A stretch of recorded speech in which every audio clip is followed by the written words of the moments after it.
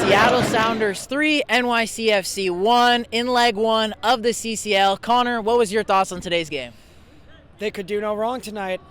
I think that's something we've been waiting this. It's been 8 years since the first semifinal appearance in the CONCACAF Champions League tournament, and I think 8 years ago, I don't think the team was at a strength, let alone to face the Mexican clubs, let alone MLS clubs, are knowing about how much MLS has grown in the last 10 years, and tonight is proof that we're on the verge of something really special that's going to grow this league.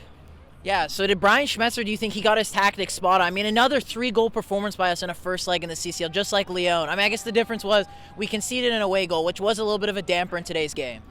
Yeah, you can say, it's easy to say that they did. Yes, the Sounders made the mistake of giving that one goal, but when you really look at it, NYCFC is not really a strong team. Sure, I will give credit that they did win the championship, but what you're looking at, what we literally just saw tonight was literally Brian Schmetzer putting out, if not the Sounders' best 11 at full strength, and we're only a few weeks into the regular season. And so that really just shows you that we're really firing on all cylinders, given the fact that the only thing I can say is the absences of Yamar Gomez and having Kellen Rowe at the left back position. That was pretty much the Sounders at full strength. This is the team this is the lineup we've been wanting since acquiring Alvarez. This is the front six we've been wanting. I mean, who is your man of the match in tonight's game?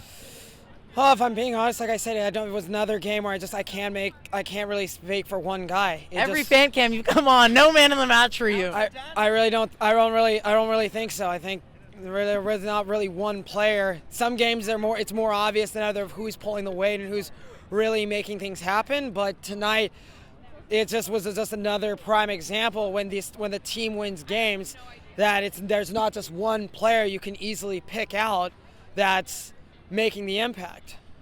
What is your hopes for the second leg in New York? We're up 3-1. We did give away an away goal, so a 2-0 win for NYCFC can secure them a win into the final. But what are you hoping for from the Sounders in leg 2?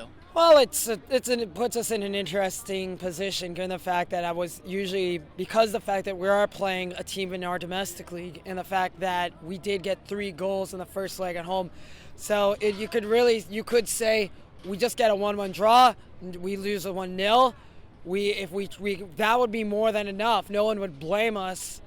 So it's these are the sort of mental head games that teams face when you're going into a 2-leg series. Is if you have those 3 goals you can see, despite conceding one, is what do? Do you stick? Do you stick with going in guns blazing the second leg, or do you sort of say we can park the bus for 90 minutes and let's just take our chances? Yeah, because we're getting a week break on top of it. There's no game on the weekend as well. That does make things. That does help, and it's certainly tactically when you're playing for the coaching staff, you're planning out of, okay, there are multiple avenues that we can go from here. Now, we've known in the past that if the Sounders, I'm sure we want to be more than comfortable to go out there with a win in that second leg. Now, granted, it is going to be on the road leg, but the good thing is despite giving the goal, the 3 goals in that first leg will really set the tone because it's more difficult for the visiting team to come out and respond with 2. Yeah, I mean, on top of that, too, we got to think about Sounders got to at least at minimum get a draw out of that game because of that wins and draws and losses. It'll set up who will be hosting the first leg, second leg, and ideally you want to be hosting a second leg in Seattle. I mean, what would it mean as a Sounders fan? You've been watching since day one. What would it mean to this franchise to be the first MLS team to win the CONCACAF Champions League? I think it would, to be honest, it would solidify our immortality and everything this club has strived to achieve. I think there is no argument that the Seattle Sounders are the modern day MLS juggernaut. Best MLS franchise ever?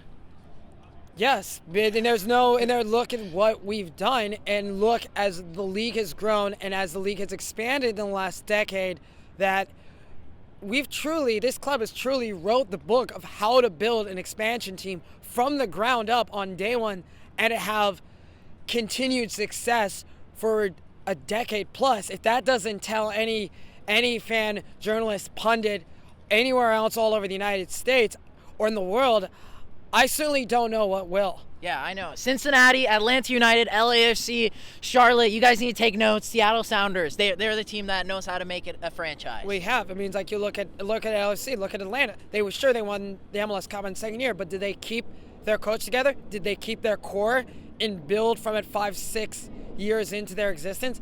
Is that team still there? No, they haven't. Instead, they've regressed. And the Sounders, just when everyone thinks, oh, it's old, it's a bygone era, there's time for some new expansion franchise on the block. The Sounders just continue to raise the bar and the expectations that come with it for this league.